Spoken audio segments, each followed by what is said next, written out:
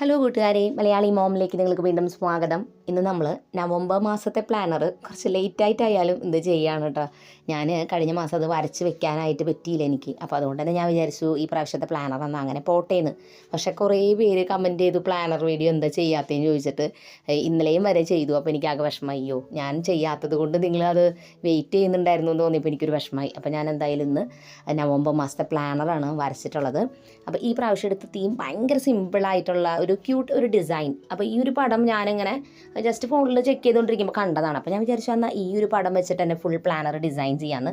എനിക്കറിയില്ല ഇതെന്തെങ്കിലും കാർട്ടൂണിലെ വല്ല ക്യാരക്ടറാണോ അല്ലെങ്കിൽ എന്താണെന്ന് എനിക്ക് അറിഞ്ഞുകൂടാ. ക്യൂട്ടായിട്ടൊരു ഫേസ് ഇങ്ങനെ കണ്ടു. അപ്പോൾ ആ ഒരു ക്യൂട്ട് ഫേസ് കൊടുത്തിട്ട് അതിൻ്റെ മുകളിൽ ഇങ്ങനെ ചെറിയൊരു ഇല ഉണ്ട്. തലമുടിക്ക് പകരം ഒരു ഇലയുടെ ഡിസൈനാണ് കൊടുത്തിരിക്കുന്നത്. എനിക്കറിയില്ല അതെന്താ അങ്ങനെയെന്ന്, പക്ഷേ അതെനിക്ക് ഇഷ്ടപ്പെട്ടു. അപ്പോൾ ഞാൻ ആ ഒരു പിക്ചറാണ് വരച്ചു കൊടുത്തത്. നവംബർ എന്ന് എഴുതിയിട്ട് അതിൻ്റെ തൊട്ട് താഴെ ഒരു കോട്ട് എഴുതിയിട്ടുണ്ട്. നവംബർ മാസവുമായി റിലേറ്റഡ് ആയിട്ട് ഇഷ്ടമുള്ള ഒരു കോട്ട് എഴുതാം. ഞാൻ എഴുതിയിരിക്കുന്നത് November is a month to say no to people, places and things that drain your energy. നല്ലൊരു കോട്ടായില്ലത്. നവംബറിൽ ആ നോ എന്ന് പറഞ്ഞ വേർഡ് നമ്മുടെ ലൈഫിൽ അഡോപ്റ്റ് ചെയ്യണമെന്ന് പറയുന്നത്, അതായത് നെഗറ്റീവ് വൈബുള്ള എല്ലാ കാര്യങ്ങളെയും ജീവിതത്തിൽ മാറ്റി നിർത്തി പോസിറ്റീവായിട്ടുള്ള കാര്യങ്ങളായിട്ട് മുന്നോട്ട് പോകാനായിട്ട് അത് സഹായിക്കും. ലെഫ്റ്റ് സൈഡിലുള്ള പേജിൽ നമ്മൾ വീണ്ടും അതേ ക്യൂട്ടായിട്ടുള്ള ആ ഒരു ഇമേജ് വരച്ചിട്ട് പഠിക്കാനിരിക്കുന്ന കുട്ടി ഇങ്ങനെ ചിന്തിച്ചിരിക്കുന്ന പോലത്തെ ഒരു ഡിസൈനാണ് നമ്മൾ ഉദ്ദേശിച്ച് വരയ്ക്കുന്നത്. അപ്പോൾ അതാണ് വരച്ചു കൊടുത്തത്. അതിൻ്റെ തൊട്ട് താഴെ നമ്മൾ നവംബർ മാസത്തെ കലണ്ടറാണ് വരച്ചു കൊടുക്കുന്നത്. ബോക്സൊക്കെ വരച്ച് നമുക്ക് വലിയ കലണ്ടറായിട്ട് വരയ്ക്കാം, ഇല്ലാന്നുണ്ടെങ്കിൽ ജസ്റ്റ് സിമ്പിളായിട്ട് വരയ്ക്കാം. ഇപ്പോൾ ഈ ഒരു പ്ലാനർ ഞാൻ പെന്ന് ഉപയോഗിച്ചിട്ട് മാത്രമാണ്, വേറെ കുറേ കളേഴ്സ് അധികം യൂസ് ചെയ്തിട്ടില്ല. അപ്പോൾ സിമ്പിളായിട്ട് ചെയ്യാൻ പറ്റുന്ന ഒരു പ്ലാനർ ആയതുകൊണ്ട് ഞാൻ അങ്ങനെ ലൈൻസ് കുറേ ഇതിൽ നിന്ന് ഇങ്ങനെ വരയ്ക്കുന്നില്ല. ജസ്റ്റ് ഇങ്ങനെ പ്ലെയിൻ ആയിട്ട് കലണ്ടർ എഴുതി വെക്കുന്നുള്ളൂ. അപ്പോൾ ഇതിൽ നമുക്ക് ഇമ്പോർട്ടൻ്റ് ആയിട്ടുള്ള കാര്യങ്ങളൊക്കെ മാർക്ക് ചെയ്യാനായിട്ട്, പെട്ടെന്ന് കലണ്ടറും ചെക്ക് ചെയ്യാനായിട്ടൊക്കെയാണ് ഈ ഒരു കലണ്ടർ യൂസ് ചെയ്യുന്നത്. അപ്പോൾ ഈ ഒരു പ്രാവശ്യം ഞാൻ സാധാരണ പെൻസിൽ വെച്ച് ഫുൾ ഔട്ട്ലൈൻ വരയ്ക്കാറുണ്ട്. പക്ഷേ ഈ പ്രാവശ്യം ഡയറക്റ്റ് ബുക്കിലോട്ട് വരയ്ക്കുകയാണ്. ഞാൻ ഉപയോഗിക്കുന്ന പെന്ന് CD മാർക്കർ ഉണ്ടല്ലോ, അതാണ്. അത് നല്ല ഡാർക്ക്നെസ്സും കിട്ടും, നല്ല ഭംഗിയായിട്ട് എഴുതാനും പറ്റും. പക്ഷേ സാധാരണ പുസ്തകത്തിൽ ഈ പെൻ വെച്ച് എഴുതുമ്പോൾ മഷി അപ്പുറത്തോട്ട് സ്പ്രെഡ് ആവും കേട്ടോ. ഇത് കട്ടിയുള്ള പേജുള്ള ബുക്കാണ്, അതുകൊണ്ട് പിന്നെ കുഴപ്പമില്ല.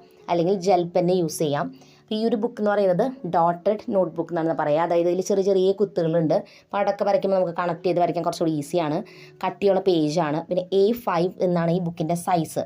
അത് സാധാരണ പുസ്തകത്തെക്കാട്ടും ചെറുതാണ് ഈ ഒരു ബുക്ക്. പേജസ് ഉണ്ട് അത്യാവശ്യം. അപ്പോൾ പല പേജസിൻ്റെ വരുന്നുണ്ട് ഈ പുസ്തകം. പ്രൊഡക്റ്റിൻ്റെ ലിങ്ക്, ഈ പുസ്തകത്തിൻ്റെ ലിങ്കും ഈ പെന്നിൻ്റെ ലിങ്ക് ഞാൻ സ്ക്രീനിൽ കൊടുക്കാം. നിങ്ങൾക്ക് ഇഷ്ടമുണ്ടെങ്കിൽ മേടിക്കാം. ഇനി നമ്മുടെ നെക്സ്റ്റ് പേജിലോട്ട് പോകാം. അടുത്ത പേജിൻ്റെ പേരാണ്, നമ്മളെപ്പോഴും വരയ്ക്കുന്ന പേജാണ്, മൂഡ് ട്രാക്കർ. അപ്പോൾ ഇത് നമ്മുടെ ഫീലിങ്സ് ഒക്കെ മാർക്ക് ചെയ്ത് വെക്കാനുള്ളൊരു പേജാണ്. അതായത് നമ്മൾ സന്തോഷമാണോ, സങ്കടമാണോ, ദേഷ്യമാണോ, ഇറിറ്റേറ്റഡ് ആണോ എന്നൊക്കെ അറിയാനായിട്ട് നമുക്ക് മാർക്ക് ചെയ്യാൻ പറ്റുന്നൊരു പേജ്. അപ്പോൾ ഇതിൽ നമ്മൾ 4 ഫേസസ്, സെയിം നേരത്തെ വരച്ച അതേ ഫേസ് തന്നെ, പല പല ഇമോഷൻസ് നമ്മളതിൽ വരച്ചു കൊടുത്തിട്ടുണ്ട്. അത് കഴിഞ്ഞ് 1-ാം തീയതി മുതൽ 30-ാം തീയതി വരെയുള്ള തീയതികൾക്ക് വേണ്ടിയിട്ട് നമ്മൾ കുറച്ച് സർക്കിൾ വരച്ചു കൊടുക്കുക. അപ്പോൾ സർക്കിൾ വരച്ചു കൊടുത്തിട്ട് അതിൽ നമ്മൾ എന്ത് ചെയ്യണം, 1-ാം തീയതി നമ്മൾ ഹാപ്പി ആണെങ്കിൽ ഹാപ്പി ആയിട്ടുള്ള ഡിസൈൻ വരച്ചു കൊടുക്കുക. 2-ാം തീയതി നമ്മൾ സാഡ് ആണെങ്കിൽ സാഡ് ആയിട്ടുള്ള ഡിസൈൻ വരച്ചു കൊടുക്കുക. അപ്പോൾ അങ്ങനെ ഓരോ ദിവസം എങ്ങനെയാണ് നമ്മുടെ ഇമോഷൻസ് അത് ആ ദിവസത്തെ സർക്കിളിൻ്റെ ഉള്ളിൽ നമ്മൾ വരച്ചു കൊടുക്കുക. അവസാനം ആ ഒരു മാസം ലാസ്റ്റ് ആകുമ്പോൾ എല്ലാം കൂടി നോക്കുമ്പോൾ നമ്മുടെ ആ മാസത്തെ നമ്മുടെ മൈൻഡ് എങ്ങനെയായിരുന്നു മനസ്സിലാക്കാൻ സഹായിക്കുന്ന ഒരു പേജ്. അതിൻ്റെ തൊട്ട് താഴെ ഈ ഒരു മന്തിലെ ഏത് ദിവസമാണ് അല്ലെങ്കിൽ ഏത് മൊമെൻ്റാണ് ഏറ്റവും ബെസ്റ്റായിട്ട് നിങ്ങൾക്ക് ഫീൽ ചെയ്തതെന്ന് എഴുതാൻ വേണ്ടിയിട്ട് ചെറിയൊരു സെക്ഷൻ കൊടുത്തിട്ടുണ്ട്. ഇനി ലാസ്റ്റ് ആയിട്ടുള്ള സെക്ഷനിലോട്ട് പോകാം. ഈ ഒരു പേജിൻ്റെ പേരാണ് ടു ഡു ലിസ്റ്റ്. അതായത് ഓരോ ദിവസവും നമുക്ക് ചെയ്യേണ്ട കാര്യങ്ങൾ, ഓർമ്മപ്പെടുത്തേണ്ട കാര്യങ്ങളൊക്കെ ഡീറ്റെയിൽ ആയിട്ട് എഴുതാനുള്ള ഒരു പേജ്. അപ്പോൾ ആ ഒരു പേജിന് നമുക്ക് ഒരു 7 സെക്ഷനോ 8 സെക്ഷനോ ഒക്കെ ആയിട്ട് തിരിക്കാം. അത് തിരിച്ച ശേഷം ഓരോ ദിവസത്തെയും തീയതി ദിവസമൊക്കെ എഴുതി അന്നാന്ന് ചെയ്യേണ്ട കാര്യങ്ങളൊക്കെ എഴുതി വയ്ക്കാം. അപ്പോൾ ഞാനൊരു കോർണറിലായിട്ട് ആദ്യം നവംബർ എന്ന് എഴുതിയിട്ട് ടു ഡു ലിസ്റ്റ് എന്ന് എഴുതി ഒരു സൈഡിൽ. അത് കഴിഞ്ഞിട്ട് ബോക്സസ് ആയിട്ട് തിരിച്ചിട്ട് ഒരു 7 ബോക്സാണ് കിട്ടിയിട്ടുണ്ടായിരുന്നത്. നമുക്ക് വലിയ വലിയ ബോക്സ് ആയിട്ട് എഴുതണമെങ്കിൽ അങ്ങനെ എഴുതാം, ചെറുത് വയ്ക്കണമെങ്കിൽ ചെറുതാക്കാം. അപ്പോൾ ഇത് വരച്ചു കൊടുത്തിട്ട് ഞാൻ ദിവസവും തീയതി എഴുതുന്നുണ്ട്. പക്ഷേ ചിലവർക്ക് ഇത് കൃത്യമായിട്ട് ഫോളോ ചെയ്യാൻ പറ്റാത്തവരാണെങ്കിൽ, എല്ലാ ദിവസം എഴുതില്ല, ആദ്യമായിട്ടൊക്കെ ചെയ്യുന്നവരാണെങ്കിൽ ഡേറ്റും തീയതി എഴുതണ്ട. നിങ്ങൾ എഴുതുന്നതനുസരിച്ച് ദിവസവും തീയതിയൊക്കെ എഴുതിയാൽ മതി. അല്ലെങ്കിൽ ആ സ്പേസ് പിന്നെ വേസ്റ്റ് ആവും, പിന്നെ വെട്ടിയൊക്കെ എഴുതണമല്ലോ.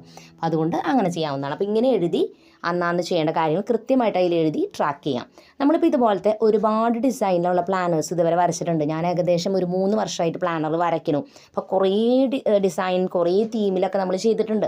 അപ്പോൾ ഈ ഒരു ഡിസൈൻ ഇഷ്ടപ്പെട്ടിട്ടില്ല നിങ്ങൾക്ക് ആ ഒരു തീമുകളിൽ വേണമെങ്കിൽ ട്രൈ ചെയ്യാം. ഞാൻ പ്ലേ ലിസ്റ്റിൻ്റെ ലിങ്ക് ഡിസ്ക്രിപ്ഷനിൽ കൊടുക്കാം, നിങ്ങൾക്ക് ചെക്ക് ചെയ്ത് നോക്കാം. അപ്പോൾ അതിൽ കുറേ ടൈപ്പിൽ വരുന്നുണ്ട്. അങ്ങനെ നമ്മുടെ ടു ഡു ലിസ്റ്റ് എന്ന് പറഞ്ഞ പേജും വരച്ച് കംപ്ലീറ്റ് ആയിട്ടുണ്ട്. ഞാൻ ആ ഒരു ഡിസൈൻ തന്നെ എല്ലായിടത്തും ഇങ്ങനെ വരച്ചു കൊടുത്തു. നമ്മൾ ഏത് തീമാണ് ഒരുക്കണേ അതുമായി ബന്ധപ്പെട്ട പിക്ചേഴ്സ് ആയിരിക്കണം വരയ്ക്കേണ്ടത്. അപ്പോൾ ഈ ഒരു ബോക്സിൽ ഇതുപോലെ കാണുന്ന രീതിയിൽ പഠിക്കാനുള്ള കാര്യങ്ങളാണെങ്കിൽ അത് എഴുതി കൊടുക്കാം, അല്ലെങ്കിൽ വീട്ടിലെന്തെങ്കിലും ജോലികൾ ചെയ്യണതാണെങ്കിലോ അങ്ങനെ എന്തായാലും നമുക്ക് എഴുതി കൊടുക്കാം ഇതുപോലെ. അപ്പോൾ ഫുൾ പ്ലാനർ നമുക്ക് ഇനി ഒന്ന് കാണാം. എങ്ങനെയുണ്ട് സിമ്പിളായിട്ട് ചെയ്യാൻ പറ്റുന്ന, എല്ലാവർക്കും എളുപ്പത്തിൽ ചെയ്യാൻ പറ്റുന്ന ഒരു പ്ലാനറാണ് നമ്മൾ ചെയ്തിട്ടുണ്ടായിരുന്നത്. അപ്പോൾ തീർച്ചയായും നിങ്ങൾ ട്രൈ ചെയ്ത് നോക്കണം. എന്നിട്ട് എന്നോട് കമൻസിൽ പറയണം. പുതിയൊരു നല്ല വീഡിയോ ആയിട്ട് വീണ്ടും നമ്മൾ വരുന്നതായിരിക്കും. അതുവരെയ്ക്കും എൻ്റെ എല്ലാ കൂട്ടുകാർക്കും bye bye and take care.